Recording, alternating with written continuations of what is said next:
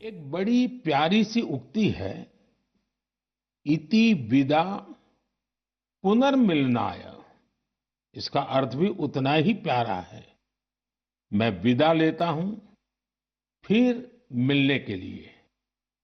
इसी भाव से मैंने फरवरी में आपसे कहा था कि चुनाव नतीजों के बाद फिर मिलूंगा।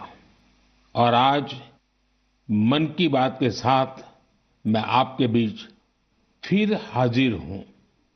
उम्मीद है आप सब अच्छे होंगे, घर में सबका स्वास्थ्य अच्छा होगा। और अब तो मानसून भी आ गया है, और जब मानसून आता है तो मन भी आनंदित हो जाता है। आज से फिर एक बार हम मन की बात में ऐसे देशवासियों की चर्चा करेंगे जो अपने कामों से समाज में, देश में बदलाव ला रहे हैं। हम चर्चा करेंगे हमारी समृद्ध संस्कृति की, गौरवशाली इतिहास की और विकसित भारत के प्रयास की। साथियों, फरवरी से लेकर अब तक जब भी महीने का आखिरी रविवार आने को होता था, तब मुझे आपसे इस संवाद की बहुत कमी महसूस होती थी। लेकिन मुझे ये देखकर बहुत अच्छा भी लगा कि इन महीनों में आप लोगों ने मुझे लाखों संदेश भेजे।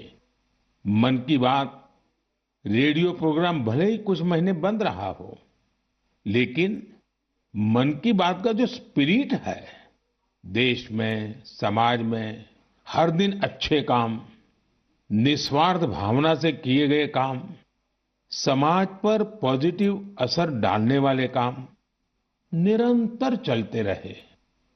चुनाव की खबरों के बीच निश्चित रूप से मन को छू जाने वाली ऐसी खबरों पर आपका ध्यान गया होगा।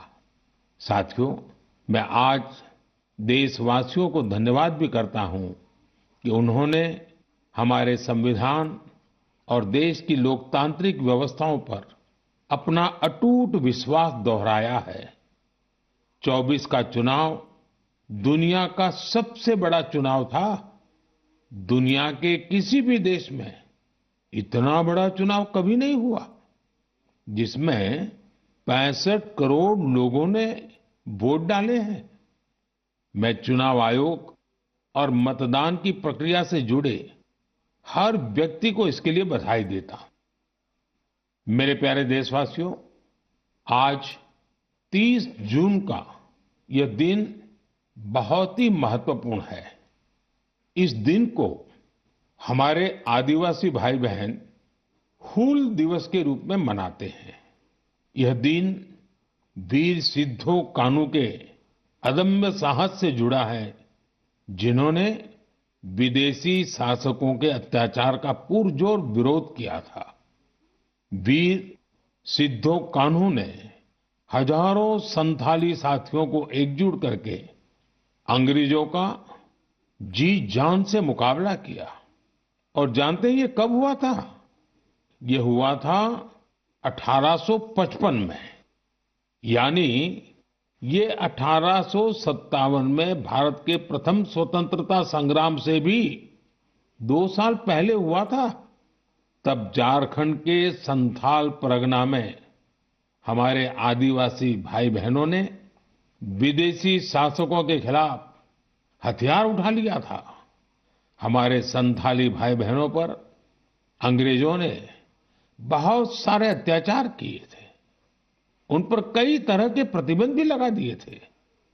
इस संघर्ष में अद्भुत वीरता दिखाते हुए वीर सिद्धो और कान्हू शहीद हो गए। झारखंड की भूमि के इन अमर सपूतों का बलिदान आज भी देशवासियों को प्रेरित करता है। मेरे प्यारे साथियों, अगर मैं आपसे पूछूं कि दुनिया का सबसे अनमोल रिश्ता कौन सा होता है, तो आप जरूर कहेंगे मां। हम सबके जीवन में मां का दर्जा सबसे ऊंचा होता है। मां हर दुख सहकर भी अपने बच्चे का पालन पोषण करती है। हर माँ अपने बच्चे पर हर स्नेह लुटाती है। जन्मदात्री माँ का ये प्यार हम सब पर एक कर्ज की तरह होता है, जिसे कोई चुका नहीं सकता। मैं सोच रहा था, हम माँ को कुछ दे तो सकते नहीं, लेकिन और कुछ कर सकते हैं क्या? इसी सोच में से इस वर्ष विश्व पर्यावरण दिवस पर एक विशेष अभियान शुरू किया गया है। इस अभियान का नाम है एक पेड़ माँ के नाम। मैंने भी एक पेड़ अपनी माँ के नाम लगाया है। मैंने सभी देशवासियों से, दुनिया के सभी देशों के लोगों से ये अपील की है कि अपनी माँ के साथ मिलकर या उनके नाम पर एक पेड़ जरूर लगाएं। और मुझे ये देखकर बहुत खुशी है कि माँ की स्मृति में या उनके सम्मान में पेड़ लगाने का अभियान तेजी से आगे बढ़ रहा है। लोग अपनी माँ के साथ या फिर उनकी फोटो के साथ पेड़ लगाने की तस्वीरों को सोशल मीडिया पर साझा कर रहे हैं। हर कोई अपनी माँ के लिए पेड़ लगा रहा है, चाहे वो अमीर हो या गरीब, चाहे वो कामकाजी महिला हो या गृहिणी। इस अभियान ने सबको माँ के प्रति अपना स्नेह जताने का समान अवसर दिया है। वो अपनी तस्वीरों को हैशटैग प्लांट फॉर मदर और हैशटैग एक पेड़ माँ के नाम, इसके साथ साझा करके दूसरों को प्रेरित कर रहे हैं। साथियों, इस अभियान का एक और लाभ होगा। धरती भी माँ के समान हमारा ख्याल रखती है। धरती माँ ही हम सबके जीवन का आधार है।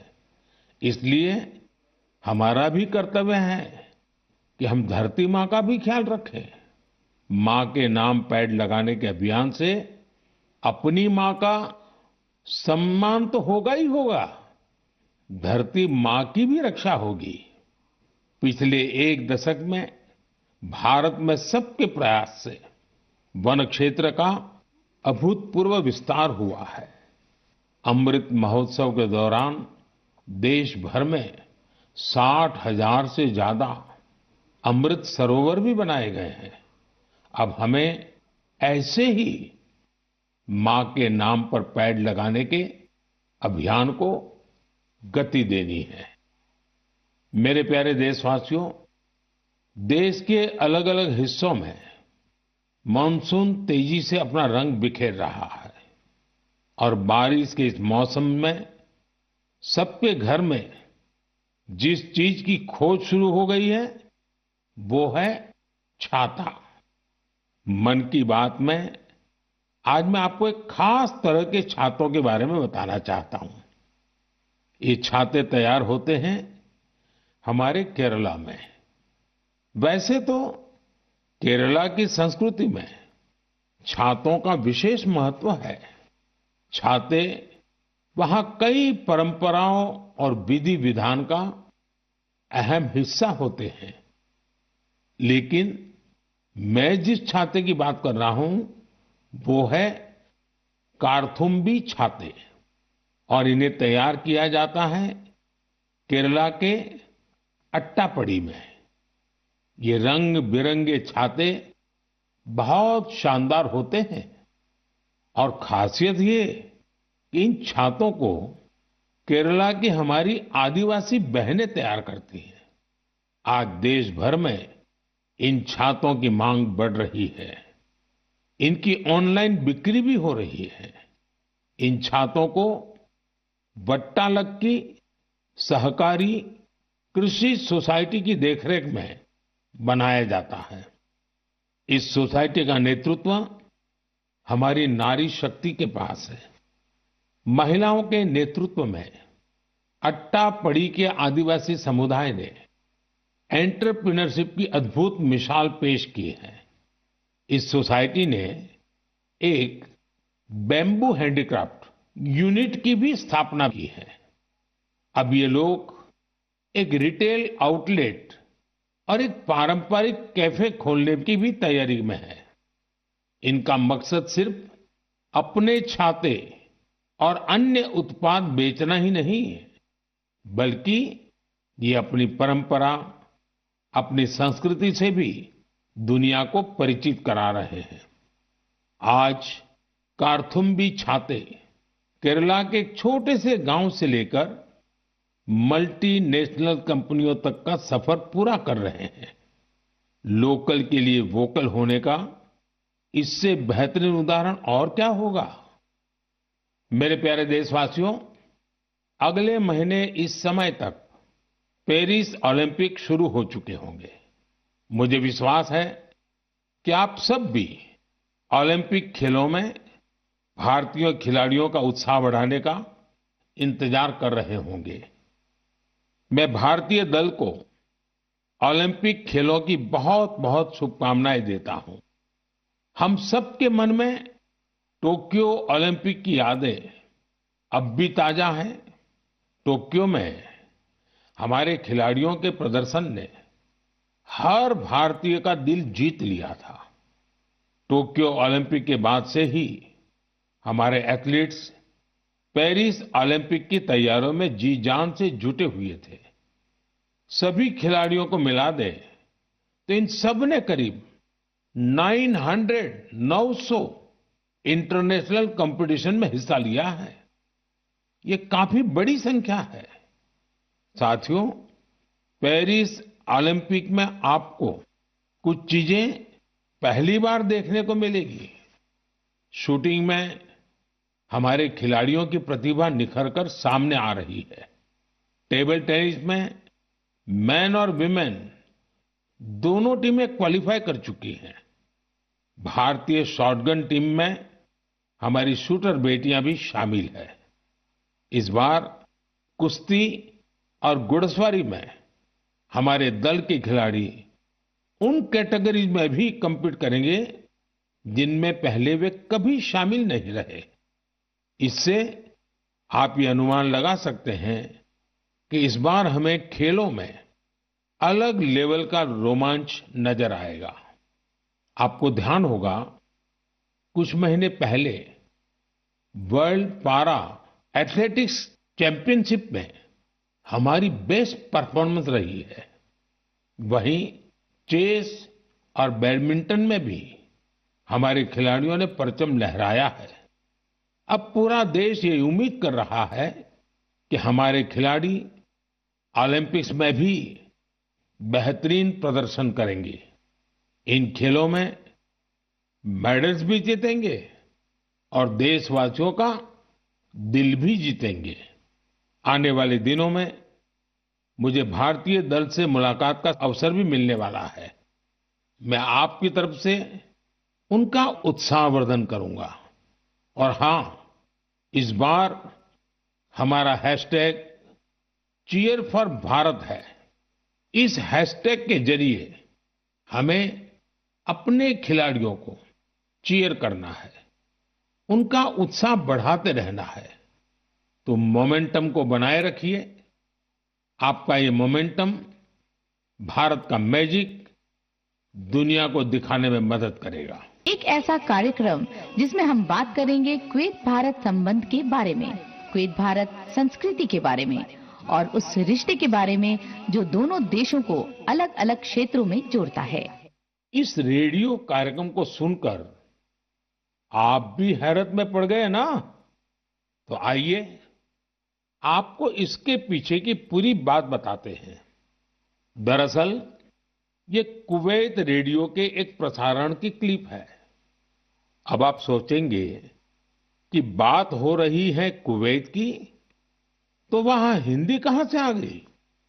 दरअसल कुवैत सरकार ने अपने नेशनल रेडियो पर एक विशेष कार्यक्रम शुरू किया है और वो भी हिंदी में। कुवैत रेडियो पर हर रविवार को इसका प्रसारण आधे घंटे के लिए किया जाता है। इसमें भारतीय संस्कृति के अलग अलग रंग शामिल होते हैं। हमारी फिल्में और कला जगत से जुड़ी चर्चाएं वहां भारतीय समुदाय के बीच बहुत लोकप्रिय हैं।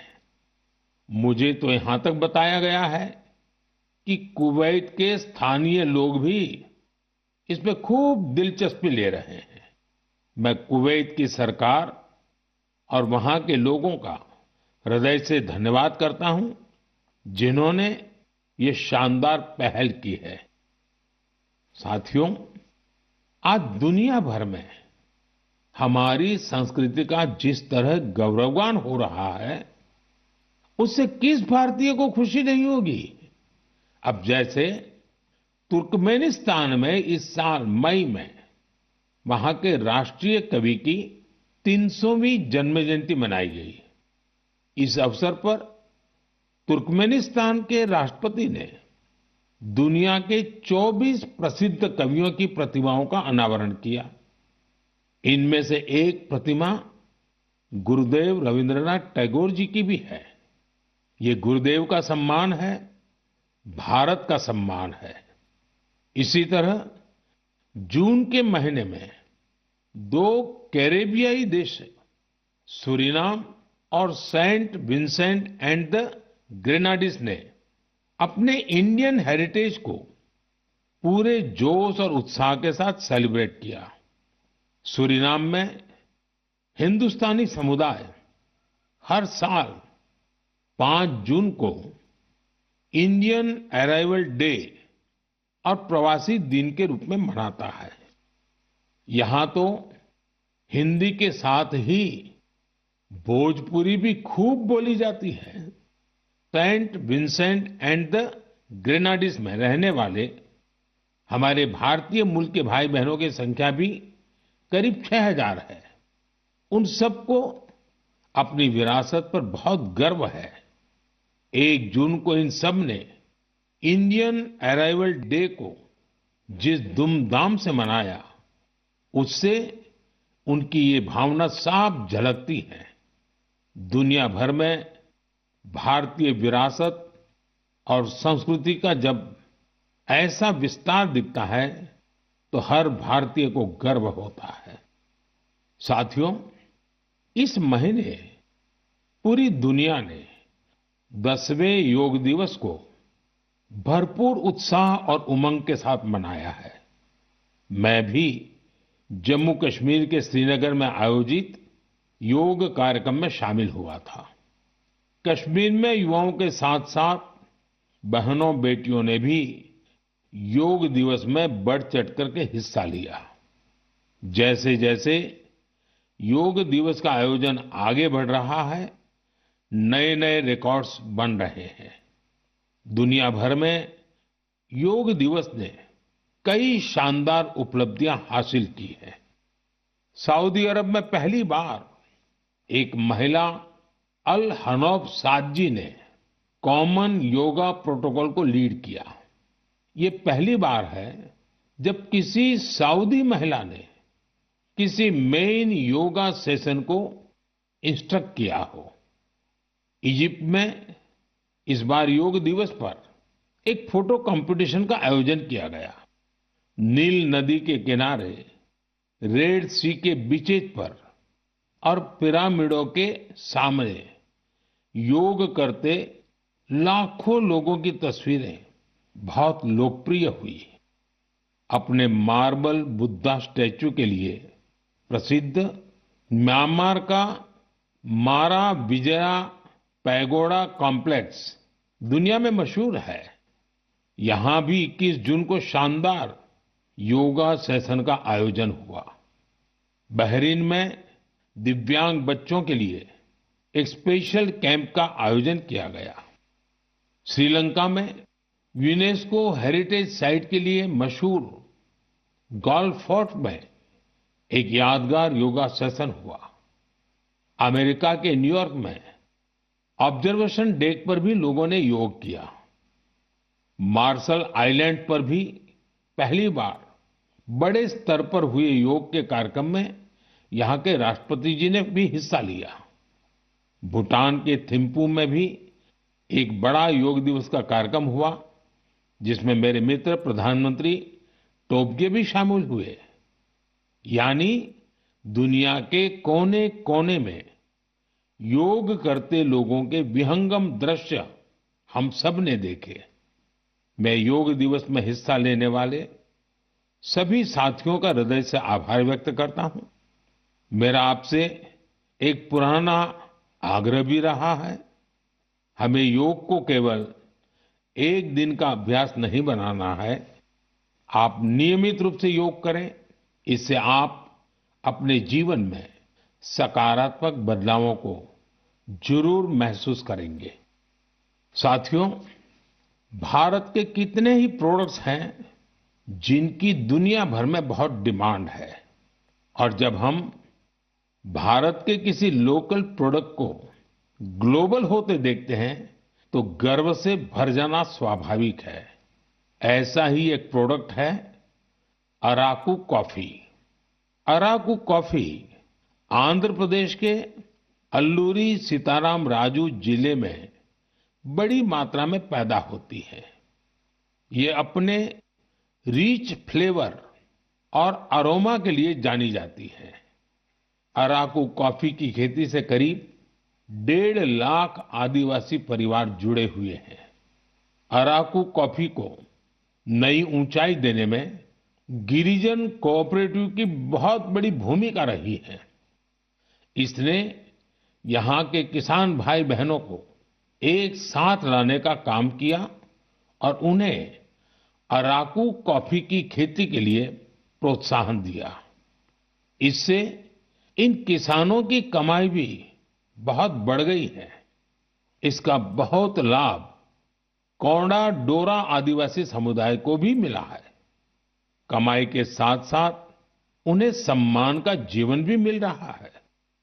मुझे याद है, एक बार विशाखापत्तनम में आंध्र प्रदेश के मुख्यमंत्री चंद्रबाबू नायडू गारू के साथ मुझे इस कॉफी का स्वाद लेने का मौका मिला था।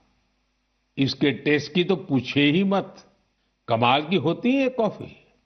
अराकू कॉफी को कई ग्लोबल अवार्ड्स मिले हैं।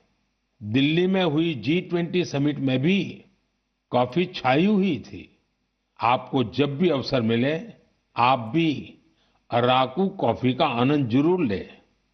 साथियों, लोकल प्रोडक्ट को ग्लोबल बनाने में हमारे जम्मू कश्मीर के लोग भी पीछे नहीं हैं। पिछले महीने जम्मू कश्मीर ने जो कर दिखाया है, वो देश भर के लोगों के लिए भी एक मिसाल है। यहाँ के पुलवामा से स्नो पीज की पहली खेप लंदन भेजी गई। कुछ लोगों को ये आइडिया सूझा कि कश्मीर में उगने वाली एक्सोटिक वेजिटेबल्स को क्यों न दुनिया के नक्शे पर लाया जाए। बस फिर क्या था, चकुरा गांव के अब्दुल राशिद मीर जी इसके लिए सबसे पहले आगे आए। उन्होंने गांव के अन्य किसानों की जमीन को एक साथ मिलाकर स्नो पीज उगाने का काम शुरू किया, और देखते ही देखते स्नो पीज कश्मीर से लंदन तक पहुंचने लगी। इस सफलता ने जम्मू कश्मीर के लोगों की समृद्धि के लिए नए द्वार खोले हैं। हमारे देश में ऐसे यूनिक प्रोडक्ट्स की कमी नहीं है। आप ऐसे प्रोडक्ट्स को #myproductmypride के साथ जरूर शेयर करें। मैं इस विषय पर आने वाले मन की बात में भी चर्चा करूंगा। मम प्रियाः देशवासिनः अद्य अहम किंचित चर्चा संस्कृत भाषायाम आरभे। आप सोच रहे होंगे कि मन की बात में अचानक संस्कृत में क्यों बोल रहा हूं। इसकी वजह है, आज संस्कृत से जुड़ा एक खास अवसर। आज 30 जून को आकाशवाणी का संस्कृत बुलेटिन अपने प्रसारण के 50 साल पूरे कर रहा है। 50 वर्षों से लगातार इस बुलेटिन ने कितने ही लोगों को संस्कृत से जोड़े रखा है। मैं ऑल इंडिया रेडियो परिवार को बधाई देता हूं। साथियों, संस्कृत की प्राचीन भारतीय ज्ञान और विज्ञान की प्रगति में बड़ी भूमिका रही है। आज के समय की मांग है कि हम संस्कृत को सम्मान भी दें और उसे अपने दैनिक जीवन से भी जोड़ें। आजकल ऐसा ही एक प्रयास बेंगलुरु में कई और लोग कर रहे हैं। बेंगलुरु में एक पार्क है, कब्बन पार्क।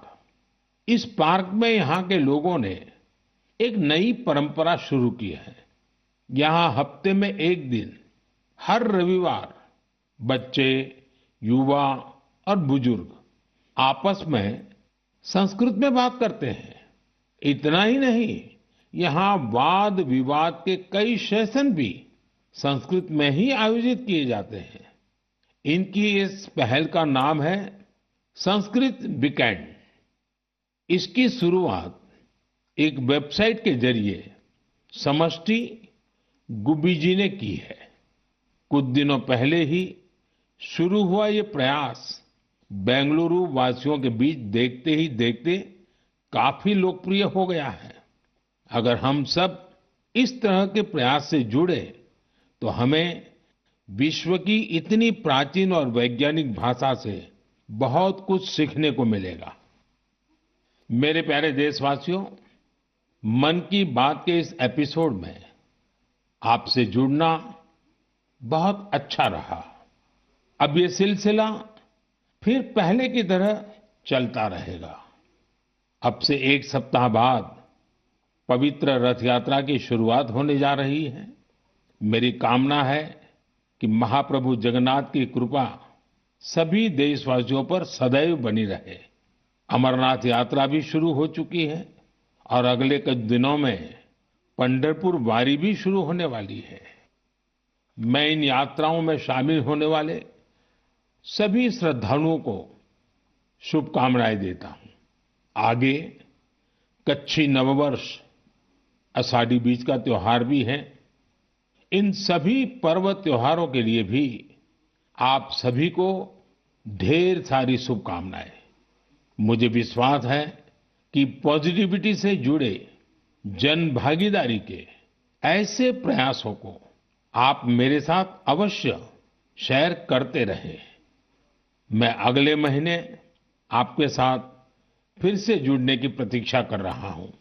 तब तक आप अपना भी, अपने परिवार का ध्यान रखिए। बहुत बहुत धन्यवाद। नमस्कार।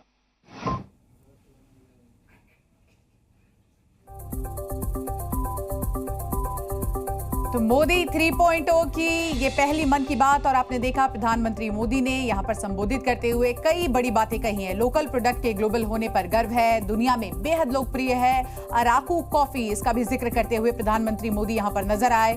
वहीं आंध्र के अल्लूरी जिले में पैदा होता है अराकू कॉफी, जिसकी चर्चा वो कर रहे थे। स्वाद सुगंध के लिए अराकू कॉफी जानी जाती है, देश ही नहीं बल्कि दुनिया भर में। वहीं 1.5 लाख आदिवासी परिवार इसकी खेती से जुड़ा हुआ है, उनका कामकाज इसी से चल रहा है।